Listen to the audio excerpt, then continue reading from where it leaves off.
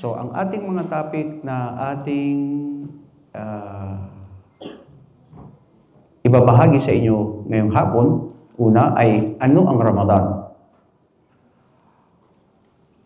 Sino ang mga nabigyan ng kasulatan? Because actually, our topic in our discussion is about kasaysayan ng Ramadan at sa mga naunang nabigyan ng kasulatan. So this is not only for us Muslims, but also including and those who were before the generation, before the ummah of the Prophet Muhammad sallallahu alaihi wasallam. So dito, makukuha natin yung kasaysayan ng buwan ng Ramadan.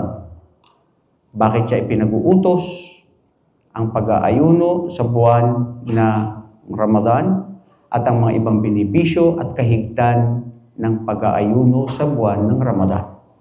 Inshallah, kakayanin natin ito more or less 30 to 40 minutes. Inshallah, biyayaan tayo ng Allah, ng habag niya sa ating pakikinig sa mga aral sa ating relihiyong Islam. So, ano ang literal na kahulugan ng Ramadan? Yan. Ang Ramadan, mga kapatid, ay ma'akhudatun min kalima ramad o ramadah. Ish ma'na hada, ma'nahu bishiddatil har, yuharriku shiddatil har bihadi al-shajar. Kung tutunghayan natin, hinango ang salitang Ramadan sa Ramadah na root word, na ang ibig sabihin nito ay sa tinding init ng panahon na umiinit ang bato sa pagkainit niya na hindi mo siya mahawak-hawakan. So bakit?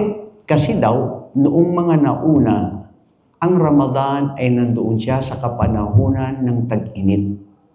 Pero although, ganun pa man, hindi naman lagi ito sa kapanahunan ng tag-init. Tulad ngayon, Ramadan ngayon, lumamig, at ganyan. Kasi po ang mga Muslim ay sila ay doon sa kung ano yung lunar calendar. Amin Hijri. Ano yung nagbabase sila sa buwan Ramadan sa pagpasok nito at paglipas nito. We are calculating the days, the number of the days, and the time from the ayat of Allah, sa mga tanda ng Allah sa pagkalika niya sa mga sanlibutan. Katulad ng buwan, ang araw at ang mga bituin, wala pang oras, wala pang hindi natin matidetect kung anong oras, anong panahon, but the Muslims have already knowledge and calculated and they based on the sun and the moon. So subhanallah mga kapatid, dito pa lang, gumising na tayong mga Muslim at sa ating mga kapatiran na mga non-Muslims na makikita natin na sabi ng Allah sa Quran, inna fis samawati wal ardi la ayatil lil mu'minin. Indeed, whatever in the heavens and the earth, these are the signs among the people who reflect and those people who believe. So yan po, mashallah. Ngayon, so yun, nakuha na rin ng Ramadan sa tindi ng init niya, no? Matinding init mula sa araw na tungo sa nagiinit. So, anong ibig sabihin nito? Kasi daw po, pag ang isang Muslim ay nag-ayuno sa buwan ng Ramadan, sinusunog niya ang mga masasamang gawain ng kasalanan ng isang taong Muslim na nag-ayuno. In other words, this is related to the hadith of the Prophet Muhammad sallallahu alaihi wasallam when he said, "Man sama Ramadana imanan wa ihtisaban, mataqaddama min dhanbi." Kung sino mang sabi ni propeta na mag-ayuno sa buwan ng Ramadan, siya ay patatawarin sa mga nakalipas niyang kasalanan. Anong kondisyon? Mag-aayuno ka lang ba na ganun? No. In Islam, mayroon tayong kondisyon sa pagsagawa ng mga pagsamba. Imanan. Ibig sabihin, nag-ayuno siya na pananampalataya sa Allah. Why do you fast? It is because for the sake of Allah. Not because of my wife, my fathers, and the people around me or the government itself ordained me to fast. No. I am the slave of my Creator. So siya ang Allah na bakit ako nag-ayuno ay ito ay inaalay ko sa Kanya. Pag yun ay ginawa ng isang Muslim na nag-ayuno ka para sa Allah at hindi para sa tao, parinig sa tao, pakita sa tao, o anumang iniisip mo, you will gain the reward of Allah that you will be forgiven of all your past sins. So yun ang Ramadan. Hinamo siya dun sa nag-iinit na sinusunod niya ang ating mga mabubuting, ang ating mga masasamang gawain sa buwan ng Ramadan at ito ay nagiging mabuti. Sa paano? Dahil sa paggawa ng kabutihan. So, ito, makikita niyo po rito, tignan niyo ang mga Muslim, pag dumarating yung the new sighting of the moon, kailangan titignan mo muna yan. Kasi hindi kung ano yung gusto natin eh. Kung ano ang gusto ng Islam, Sharia, batas na nakasulat diyan sa Quran at hadith na turo ni Propeta Muhammad sallallahu alaihi wasallam. In Islam, we have only two major sources of our religion. This is the Quran and of course the Sunnah, the teachings of the Prophet Muhammad sallallahu alaihi wasallam. Nothing else. Other than that, may third part yung mga ijtihad na mga ijtihad ng mga ulama, ng mga pantas. So it is very clear, a clear manifestation for us as a Muslims na hindi kung ano gusto natin, kung ano ang gusto ng ating tagapaglikha. So, ang Ramadan, ito ay nangyayari sa ikasyam ng buwan sa taon ng Hijri. Because we have the 12 months in Hijri, Muharram, Safar, Rabiul Awwal, Rabiul Thani, Jumadil Ula, Jumadil Akhir, Sha'ban, Ramadan, papasok ang Ramadan, Shawwal, pagkatapos Dhul Qa'dah, Dhul Hijjah. These are the months in Arabic that is not only been also taught by the Prophet Muhammad, but itself the Quran. Siya mismo ang ating tagapaglikha na nagtalaga dito na inna iddatash shuhuri indallahi 12 shahra. Look at this. Katotohanan sa inyong Panginoong Allah Subhanahu wa Ta'ala, may itinalaga siya na 12 buwan sa loob ng isang taon. So among those, itong buwan ng Ramadan. Mangyayari ito sa every 9th of the every year pagkatapos ng Sha'ban. Shahrul ladhi unzila fihi al-Quran wa furida fihi siyam wa huwa shahru tasi min al-am al-hijri. Look at this. Ito ang buwan na kung saan dito ibinaba ng Allah ang ating tagapaglikha, ang Quran. Tignan nyo naman to kung gaano ito kasagradong buwan. Bakit hindi pinili ng Allah na ang kanyang salita, the perfect words of Allah, ay dapat sa ibang mga panahon? Bakit sa buwan ng Ramadan? Kasi siya ang ating tagapaglikha, na hindi natin siya pwede i-question kung anong gusto niya, kung bakit niya ginawa yun. Nahnu muslimun sami'na wa ata'na. We hear and we obey without any hesitation, without any questions, but the fact we submit and we surrender and we follow. Yun po ang actually, if we want to define ang Islam, yun naman yun eh. Al-istislamu lillah biwahdaniyati, birububiyyati, wa uluhiyyati. Total submission and surrender to the oneness of Allah.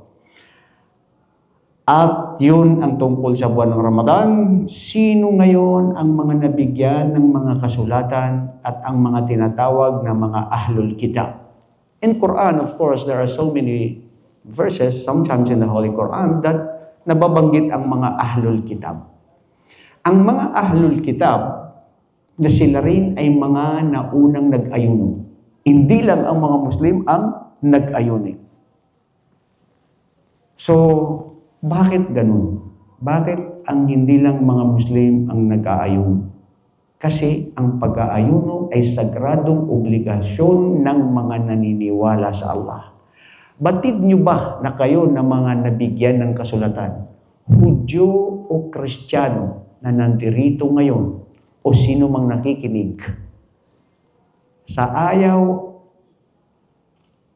ninyo at gusto tanggapin o hindi katotohanan ang mga propeta na isinugo sa mga Israelita, si Musa, na isinugo sa mga angkan ng Israel, ganun din si Jesucristo, sila ang lahat, ang mga nauna pa ay nag-ayuno sila. Ang turo ng lahat ng mga propeta ay Islam. Iba-ibang lingwahe, ang kanilang mga salita, oo, nagkakaiba ng mga batas, depende sa kapanahunan at sa lugar, Pero when we talk about Aqidah, the creed or the teachings is only one message. Ito ang sinabi ng Allah sa Quran, وَلَقَدْ بَعَثْنَا فِي كُلِّ أُمَّةٍ رَسُولًا أَنْ يَعْبُدُوا اللَّهَ وَاجْتَنِبُوا الطَّاغُوتَ. Indeed, we have sent a prophet in every generation, among them a prophet from this a particular people. And why? Because this prophet of God, to convey the message of Allah, to worship Him alone. أَنْ يَعْبُدُوا اللَّهَ وَاجْتَنِبُوا الطَّاغُوتَ. Sumamba sa tunay na nag-iisang Diyos at umiwas, ilayo ang sarili sa paniniwala, pagsamba sa anumang uri ng mga Diyos-Diyosan. Purely in Islam, where you can find the teachings of the monotheism, and this is the teaching of the oneness of Allah. So, yun ang mga Kristiyano at mga Nahudyo. Sila rin ay napag-utusan na sila ay mag-ayuno sa mga kapanahunan na yun. At bakit? Alam natin, ang pag-aayuno, sabi natin una, na ito ay nakakabuti sa mga tao na mag-ayuno. Subhanallah, nakakamangha. Bakit tayo nag-aayuno?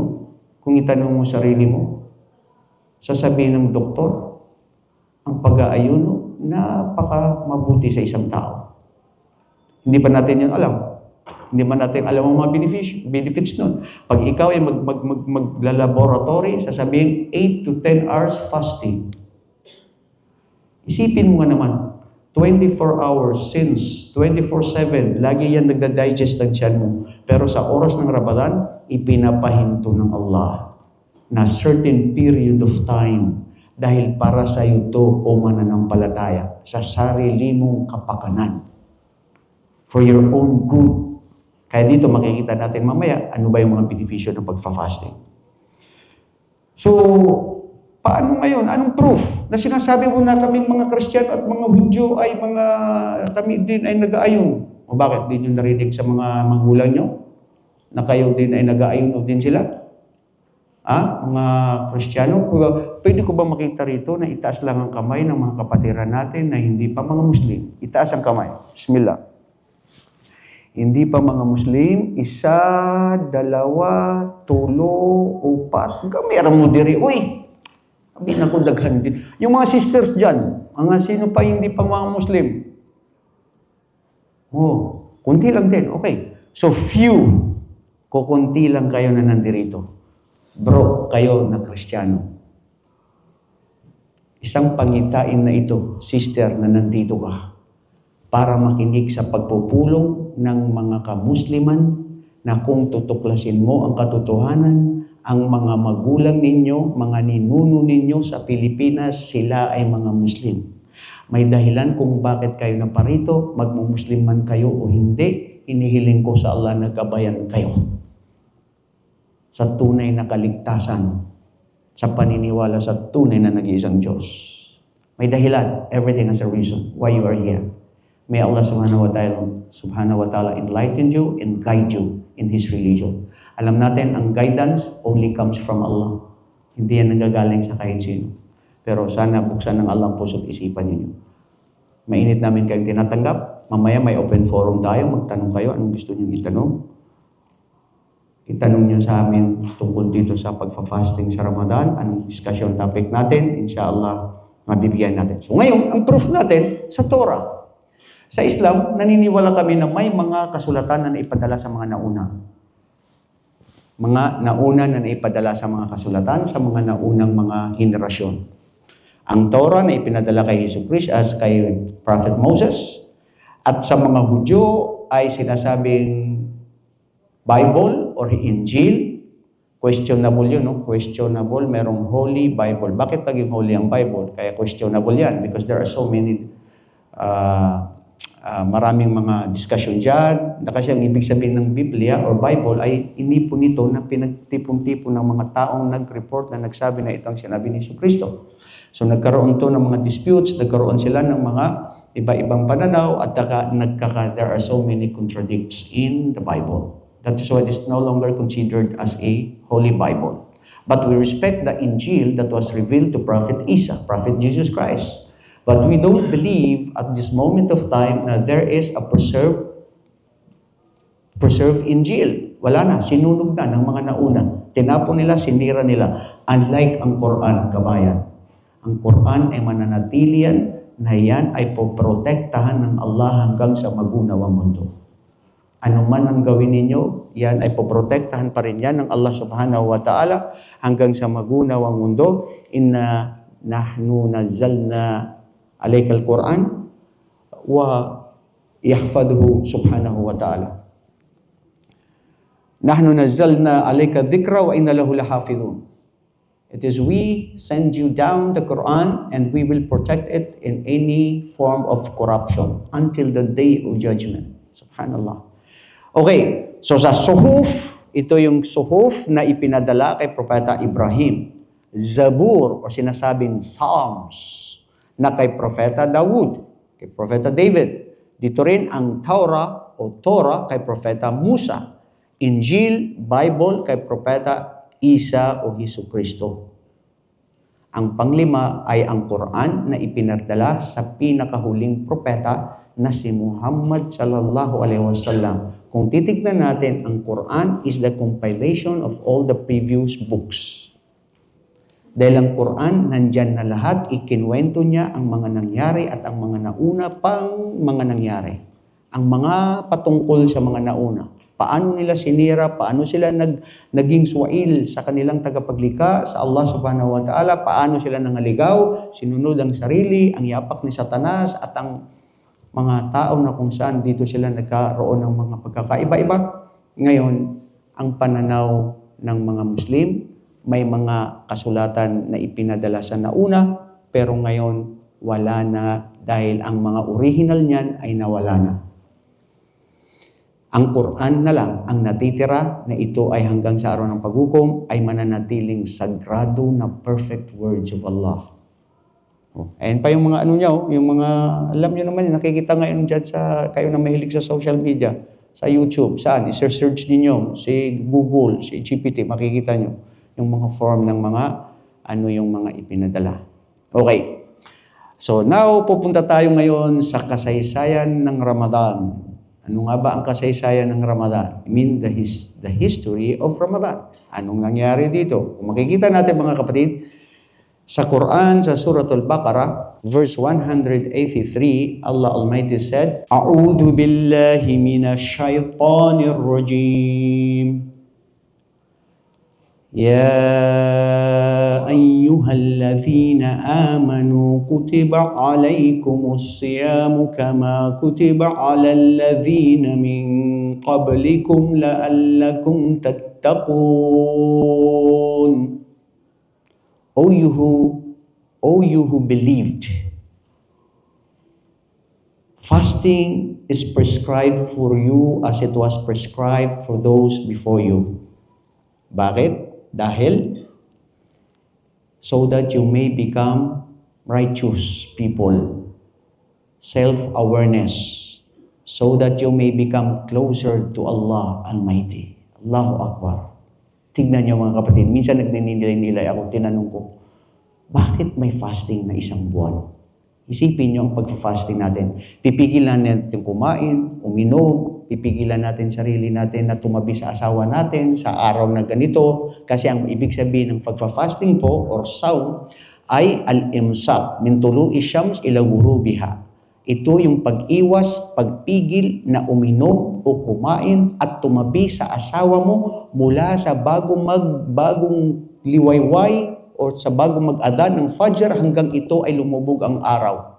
So within the period of 12 hours or more than or less than 12 hours, this period of time, you need yourself to be controlled by the one who created you, not to follow your desires in your own. Hindi ba? Halos na lang araw-araw, pinapabayaan natin sarili natin, sinusunod natin ang gusto natin. Gusto natin manonood tayo, gusto natin magsalita, sister, narinig mo ba si Juan, ganyan-ganyan. Naku, oras na po ngayon na fasting. Kasi ang hadith na sinabi ni Propeta Muhammad sallallahu alaihi wasallam, man lam yada qawla zur wa amalun bi falaysa lillahi hajjatun ay yada at ta'ama wa syaraba. Ang sino mang hindi niya pigilan ang salitang hindi kanais-nais, ang paglilibak sa kapwa-tao, backbiting during the month of Ramadan, in the days of Ramadan, ang paninira sa kapwa-tao, ang pagmumura, ang mga salita na may mga kalaswaan o kabastusan, ang lahat ng mga salita na hindi mabuti at ang mga gawaing hindi mabuti, pag hindi niya ito pinigilan, hindi man nangangailangan si Allah na kayo ay mapagod o kayo ay mag-ayuno dahil sa pagpigil ng pagkain ninyo at ang inyong pag-inom. So, mahwal mafhum, asyahid fi hadal hadith. Anong hadith na ito? Anong nagpapaturo lamang ito na hindi lang ang pipigilan natin yung pag-iwas sa mga pagkain at pag-inom. Datapwat pati pa rin ang mga salita o gawain na hindi kaaya-aya. So, isipin mo yun, bro. Sa loob ng isang nakalipas na mga buwan, may isang buwan na siya ay oras na pagbabago. Where you can find that? Only in this Ramadan. Hindi ba? Gusto nating uminom, kumain, minsan gusto mo maglibak, sasabihin ng sister, ay, bawal pala, hindi pwede tayo magsalita karon kay kuan. Haram. Baka hindi makuha natin yung reward. Mashallah, nagkaroon na siya ng self-awareness. So this is the aim and the goal why Allah subhanahu wa ta'ala sent down His book and especially why He ordained us to fast. Ya ayyuhalladhina amanu, kutiba alaykum siyam. Ipinag-utos namin sa inyo ang pag-aayuno dahil ito ay katulad ng mga ipinag-utos namin sa mga nauna sa inyo. So dito tayo babalik sa kasaysayan. Sa mga nauna na ipinadala. Kanino? Sa mga Hudyo at sa mga Kristiyano. Sa mga nauna na sila ay kung naniwala sila sa mga turo ng mga propeta, sila lahat ay nandoon sa tunay na kaligtasan. At kasama na papasok sa paraiso ng mga kamusliman dahil ang sino man na pamayanan na sumunod sa pag-uutos ng bawat propeta na ipinadala sa kanila, walang pagdududa na sila ay nasa kaligtasan. Tungo sa paraiso. At ito ang ating aim. This is our goal in this world. Whatever you have, whatever you possess in this world, wallahi, mark my word, sister, anuman ang mga Louis Vuitton mo, anuman ang mga singsing mo, anuman yung mga gustong-gusto mo sa buhay mo na lagi mong gusto. Tayo rin ang mga kalalakihan. Anuman ang gusto natin, mga kotse, bahay, mga maraming asawa, kung sinong gusto pa niya mag-asawa na hindi naman niya nabibigyan ng justice, naku, katakutan ninyo ang Allah. Dahil may paglilitis sa araw ng paghukom. So ngayon, lahat yan, iiwan yan. Ang tanging matitira ay ang paniniwala sa tunay na nag-iisang Diyos at paggawa ng kabutihan. Dalil, proof from the Quran. فَأَمَّا الَّذِينَ آمَنُوا وَعَمِلُوا الصَّالِحَاتِ فَيُدْخِلُهُمْ رَبُّهُمْ فِي رَحْمَتِهِ ذَلِكَ هُوَ الْفَوْزُ الْمُبِينُ. Tingnan nyo? And those who believe in the oneness of Allah and who joined what is right and forbid what is wrong, and those who do righteous deeds, indeed, they are the people who will be succeeded in this world and also in the day hereafter.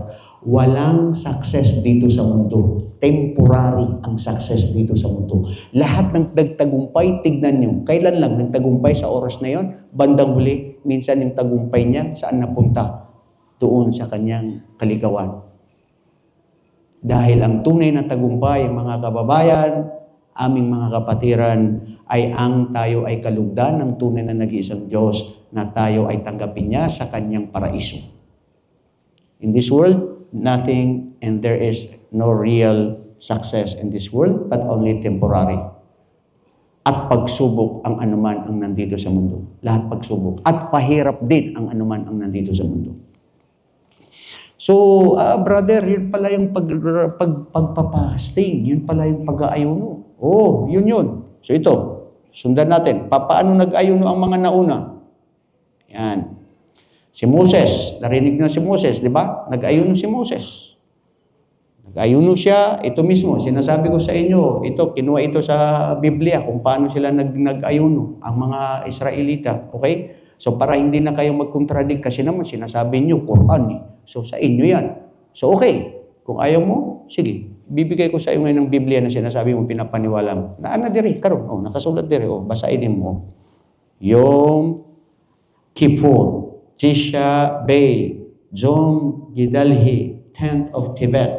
Lahat ito, araw ng pagtubos at pinakabanal na araw sa isang buong 25 hours na pag-aayuno na nakatuon sa pagsisisi at paglilinis. So ito yung mga dalil, ito yung mga proof na ang mga nauna sila ay mga pinag-utusan ng pag-aayuno, ang mga Hudyo. Subhanallah. And you will discover then what happened to this previous generation. Anong ginawa nila? Sumunod ba sila sa tunay na pag-aayuno? Importante, pinakita ko lang sa inyo yan, yung mga paano sila nag-aayuno at yung mga klase ng kanilang pag-aayuno na ipinag-utos ng Allah. Ganun din ang mga Kristiyano na si Jesucristo, na siya si Isa na anak ni Maria, na pinakamamahal namin bilang isang propeta ng Allah, na pagmamahal namin sa Kanya at katulad ng pagmamahal namin kay Propeta Muhammad at sa lahat ng mga propeta. Dito matatagpuan sa Mateo. Ito Matthew 4:1 at saka 2 at saka sa Luke. Makikita din 4:1 and 2. Si Jesus ay nag-ayuno ng 40 araw. 4 na gabi sa ilang pagkakataon ng kanyang binyag bago niya simulan ang kanyang pampublikong ministeryo na sinabi sa Biblia na siya ay tinukso ng diablo sa panahong ito at pagkatapos noon ay nagutom siya. Subhanallah. Mga kapatid, nag-ayuno ang mga propeta, nag-ayuno si Jesucristo, nag-ayuno ang mga nauna, nag-ayuno din ang mga kamusliman bago pa mag-ayuno na ipadala ang tungkol sa Ramadan kay Propeta Muhammad.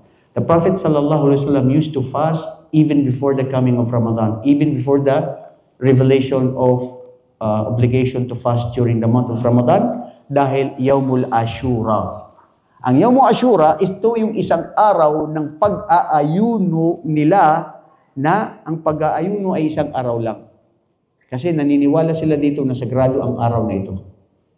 Dito daw yung araw na nailigtas si Propeta Ibrahim nung sinunog siya ni Namrud. Dito rin yung araw na kung saan nailigtas si Propeta Noah alayhi salatu wasalam doon sa kanyang yung nagbaha ang buong mundo at nakasama ang iilan lang sa pamilya na sumunod sa kanya at ilang mga hayop. Tapos dito sila ay nailigtas. Nailigtas din dito sa araw na ito kung saan si Propeta Yunus o si Jonah na kinain ng balye ng isda, nailigtas din sa araw na ito. So ito yung mga araw na sagrado na nangyari na isang araw lang na ito ay nangyayari sa Muharram. The first month of Hijri, sa first new year ng Islamic calendar, sa ika-10 yun nangyayari yung sinasabing Yawm Ashura. Dati obligado yun, nagpa-fasting si Propeta Muhammad. Pero nung dumating na ang pag-uutos sa Ramadan, hindi na yun obligado. Ang obligado na itong pag-aayuno ng 30 araw o 29 na araw sa buwan ng Ramadan. So kung makikita natin, yung nauna, nawala na yung pag-aayuno ng isang araw. So, paano nga ba sila mag-ayuno? At ano ang nangyari? Pinag-uutos ang mga pag-aayuno sa buwan ng Ramadan. Ano ba nangyari? Ang mga Hudyo, noong sila ay nag-aayuno ng 40 araw, sa kapanahunan ng tag-init, ang nangyari sa kanila ay dahil sa matinding init ng araw na hindi nila makayanan ng gutom at pagkauhaw, sabi ng iba sa kanila, bakit tayo natin ang sarili ay pinapahirapan? Unsay atong buhaton karon? Sabi ng isa sa kanila, leader nila, yung 40 araw, ipagpaliban natin ng 20 araw. Sa susunod na mga araw na kung saan malamig ang panahon, kung saan komportable tayo at mabuting araw, yung gagawin natin. Ngayon, only 20 days. Huwag na natin paniwalaan yung sinasabi ni Musa at sinabi ng Diyos na tayo mag-ayuno ng 40 araw. Tingnan yan. Anong ginawa? Binago nila. Binabago nila. Yan ang mga Hudyo. Binabago nila ang mga kasulatan. Yan ang mga Hudyo. Pinapatay nila, pinapaslang nila ang mga sambayanan at pati na rin ang mga propeta na ipinapadala sa kanila. Batid nyo ba na napatay rin si Propeta Yahya, Zakaria sa pamamagitan ng pagpaslang ng mga pinag-uutos ng mga Hudyo? Oh, hindi yan pabago sa kanila. So history repeats itself kung ano ngayon ang mga nakikita natin. So, ano nangyari? What is the lesson learned? Binago nila ang kanilang pag-ayon sa araw ng kanilang pag-ayon. Ganon din ang mga kay Hesus Kristo, yung mga sumunod sa Kanya, binago rin nila ang pag-ayon. Mga kapatid, ang Islam, you don't have to change. What Allah hath commanded you to do, obey and follow, nothing else. Dito ang tafsir ng mga pantas, pagkatapos ng pag-obliga, ang sabi ng Allah, sinabi niya, Ayyamam ma'dudat. Ayyamam ma'dudat. What is this? It refers to 29 to 30 days. Sabi ng Allah, sabi ng mga pantas, ang sabi dito, itong espesifiko na mga araw sa buwan ng Ramadan ito ay 29 na araw o 30 araw. Depende sa pagkakita ninyo ng buwan. Kung nakita ninyo ang buwan na pumasok sa unang araw ng Ramadan, mag-Ramadan na kayo. At kung ito'y magtatapos na, maski hindi naganap ang 30 araw, kung makita ninyo ang bagong buwan ng pagpasok na sumunod na buwan na susunod, ito ay ang Shawwal, i-break ninyo ang fasting nyo. Yun ang Islam. We follow and we obey the commandments of Allah in the Quran and also what the Prophet Muhammad sallallahu alaihi wasallam taught us. Sumu li ru'yati waftiru li ru'yati. So yun ang nangyayari. Ang mga problema, ang mga Hudyo at mga Kristiyano, huwag natin gayahin dahil sila mismo nilinlang nila ang sarili nila sa paglilinlang nila na pagbabago sa mga batas na ipinadala sa kanila. So dito, sinabi ng Allah dito, 29 to 30 days. And you don't have to be like those people generation before them, why they were misled themselves. It's just because they follow their own desires and what they own, their own thinking. Dahil sa pagbabago nila. Ang Muslim, no. Mababago mo yan. Kaya, sasabihin ko to, lalo na sa mga kapabayan natin na mga Maranao, minsan gusto-gusto natin na mag-ayuno, di ba? Gusto natin, hindi pa dumating yung pag-aayuno, gusto mo nang mag-ayuno. Follow the leader, follow the ulama, follow the kung anong pinagkahisan. Huwag kang mag-first trip. Ang Maranao, mahilig mag-first trip yan. Sabi niya, bakit hindi ka mag-first trip? Mas maganda first trip. Sabi ng kapatid natin dito, ano ba yung first trip? Bro, pag napunta ka sa Marawi City, pagpunta ka ng Iligan, Cagayan, mayroong armak doon na kotse. First trip, nakasulat. Ang sumunod, first trip. First trip.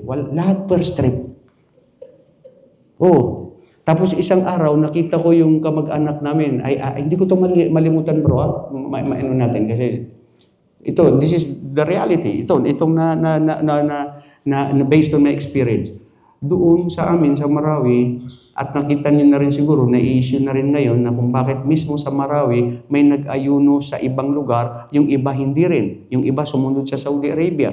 Tapos yung iba sumunod doon sa BARM na nag-fasting sila sa Thursday kasi hindi nakita ang buwan. Hindi ba? So sabi ng BARM, hindi tayo mag-aayuno on Wednesday, mag-aayuno tayo sa Thursday. Supposedly, kung ako ang nandun, ifa-follow ko yun because follow the leader. Follow the ulama. Yun ang pagkakaisa. Yun ang tema. Bakit? Mag-aayuno lang ba ako dahil nakita sa Saudi Arabia?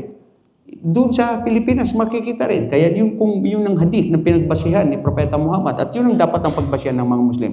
Ngayon, yung nangyari doon sa amin, sabi ko, nung nandun ako, nakita ko yung kamag-anak ko, si Bapa, may daladalang mga isda, bumili pa ng mga karpa, bumili pa siya ng mga palapa, mga daming pagkain. Kasi ang mga Maranao, pagdating ng Ramadan, talagang gusto niya maraming pagkain. Lahat naman tayo, yung nang gusto natin. Pero kung titignan natin, dapat pagtitipid sa pagkain. So, ang nangyari, nakita ko, Bapa, kumusta Bapa? Tuloy maswa. Mapiyagi wata. Mapiyag na jali. Ano yung mga binili mo? Kakainin namin ito mamaya ka. Nag-fasting kami ngayon. Sino nagsabi sa inyo na mag-fasting kayo ngayon? Hindi ba sabi ni Mufti ng Marawi, gobernador yung time na yun, isang ulamarzet, si Bashar Manalao, at yung Mufti sa Basilan, sa Tawi-Tawi, nagkaisa lahat, walang nakakita ng buwan sa buong Ramadan sa Pilipinas. Malaysia, Indonesia, Thailand, neighboring countries, walang nagproklema. Bakit po kayo nauna na nag-fasting ngayon? Siya kaya na. Ikaw talaga. Alim, mas mabuti mauna ka. Ayaw mo mag-first trip?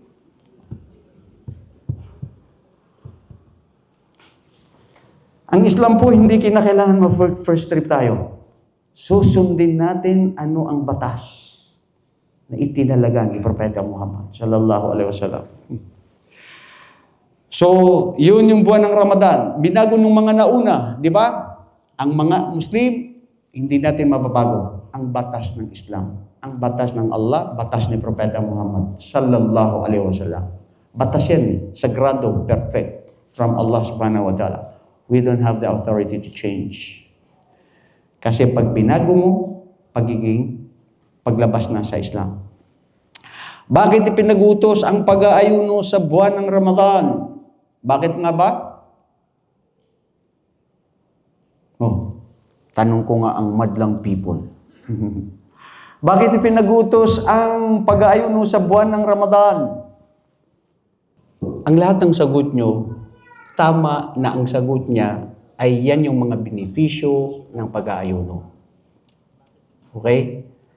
Pero kung tutungayan natin, ayon sa mga pantas, ang pinakatamang tumpak ng sagot, bakit sa buwan ng Ramadan? Bukod sa mga sinabi niyo na which is malapit sa tama, kasi hindi natin pwede i-question ang gusto ng Allah.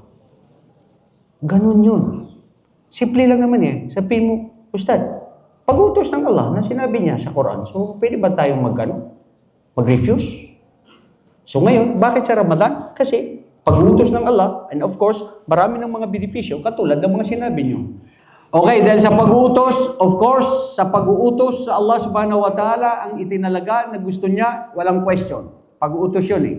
So, ganun yun. Hindi natin pwede i-question ang gusto ng Allah. So, pag-uutos sa buwan ng Ramadan, tignan nyo, bakit mga kapatid? Ay dahil sa pagsunod ng batas ng Islam. Pagsunod sa Allah subhanahu wa ta'ala. Sumusunod tayo, of course. Bakit din? Ay dahil ang pag-aayuno ay kabutihan man ito ng tao. Walang mapapala dito ang ating tagapaglikha. Wallahi, kung bakit ka nag-aayuno ay para sa iyong sariling kapakanan. Sarili mong mabuting pangangalusugan. Sarili mong magiging malapitin ka sa Allah. At magiging mapayapa ang buhay mo sa pamamagitan ng pag-aayuno. Ang daming dulot ng kabutihan ng pag-aayuno sa isang tao. Kabutihan ito sa tao na babago ang iyong pag-uugali sa buwan ng Ramadan. Totoo yan. Nababago niya ang cycle ng daily routine ng pagkain mo, pag-uopisina mo, at yung mga gawain mo. Minsan, yung nasabi nga natin, sasabihin nila, ba't ako magsichismis kasi bawal ngayon sa Ramadan? Mashallah, dahil doon pa lang yun, magbuti na yung result na yun para sa'yo, ang Ramadan. Ang pagiging disiplinaryo mo, disiplinado mo sa sarili mo. Correct. Kasi tayo, kung hindi natin idisiplinado ang sarili natin, kung wala ang batas, kung wala ang pag-uutos ng Allah, susundin ng tao ang kanyang sariling kagustuhan. At ang sino man ang gumusto sa sariling kagustuhan niya, na lagi niya na lang ito sinusunod ang udyok ng kanyang sarili at si Satanas, doon maliligaw. Pagkatapos magiging disiplinado ang tao, kapatawaran ito sa ating mga kasalanan. Allahu Akbar. When you fast during the month of Ramadan, you will be forgiven of all your sins. Especially when you return back to Allah na may pagsisisi na totoong pagsisisi, at pangalawa ay hindi ka na babalik sa ginagawa mong kasamaan, at pangatlo ay hindi ka na pupunta sa lugar na kung saan doon nangyayari ang kasalanan. Ibig sabihin, ikaw ay nagsisi ka at ikaw ay hindi mo nang pinaplano na bumalik doon sa kasalanan na ginagawa mo. Yun kasi ang surut, condition para ikaw ay matanggap ang iyong mabuting gawain. So mga kapatid, ito yung mga sinabi nyo kanina sa mga sagot, mga benepisyo na kahigtan na ito'y mapukuha natin sa pag-aayuno sa buwan ng Ramadan. To gain taqwa, sabar, magiging matakutin tayo sa Allah. Totoo yan. Bakit hindi ka matatakutin sa Allah? Yung sa inyo na hindi nagbabasa sa buwan ng Ramadan ng Quran, ngayon makakapagbasa siya sa Ramadan. Dahil sa pag nagbasa ka ng Ramadan, inaasam-asam natin yung gantimpala na makakamit natin. Yung sabar. O, di ba? Nagsasabar tayo. Ba't tayo mo kumain? Kain ka, sikreto. Mamaya, punta ka doon sa kwarto na walang tao. Bakit tayo mo kumain? Because patience. Tinuturo niya sa akin na tayo ay maging matimpi, na tayo ay hindi lahat ng gusto natin ay mangyayari. Ang pagtitimpi hindi lang sa pagkain, pagtitimpi sa paggawa ng kasalanan, pagtitimpi sa lahat ng anumang mga ipinag-uutos ng Allah, pagtitimpi sa mga anumang mga haram na hindi natin gagawin. Yan yung mga sabar. Hindi lang yung sabar yung nasaktan ka, tatanggapin mo na okay lang. Hindi yun. Ang pagtitimpi, yung pagtitimpi na hindi mo gagawin ang gusto mo na labag sa Islam. Yun ang pagtitimpi. Kasama yun. Kalusugan. No need to explain to you this further because we already keep repeating, and even right now, maraming mga benepisyo ang kalusugan natin sa ating pag-aayuno. Subhanallah. Yung mga bacteria, yung mga fats na sinusunog niya sa ating katawan, yung nagiging sharp mind ka. Oo, wala kang lakas, wala, pero dito nagkakaroon ng mga panibago ang pag-ano ng dugo mo sa katawan mo. So napaka-benepisyo. Pagiging pagkapwa-tao, bakit sa pagiging pagkapwa-tao sa buwan ng Ramadan, nagiging mapagbigay tayo sa ating kapwa-tao. Yung hindi nagbibigay ng pagkain, sa buwan ng Ramadan, nagkakaroon na nagbibigay na siya lagi. Dahil gusto niya makamit ang reward. Dahil ang tao nagpakain sa buwan ng Ramadan, siya ay gagantimpalaan ng Allah ng pag-aayuno, ng katulad ng pag-aayuno ng taong pinakain niya na hindi mababawa sa taong nag-ayuno ang kanyuno niya na mapupunta sa kanya. Ibig sabihin, you will be rewarded as you are fasting also. Double ang pag-fasting mo pag nagpakain ka sa buwan ng Ramadan sa isang tao na siya ay napa-iftar mo. Pagkakapwa-tao, pagtulong sa kapwa-tao, pakikitungo ng mabuti, at of course, pagninilay sa Quran, at ito yung Quran na kung saan Shahru Ramadan alladhi unzila fihi al-Quran hudan linnas. Ang buwan na Ramadan na kung saan ito ay binaba ang Quran, na ito ay kabay sa sangkatauhan,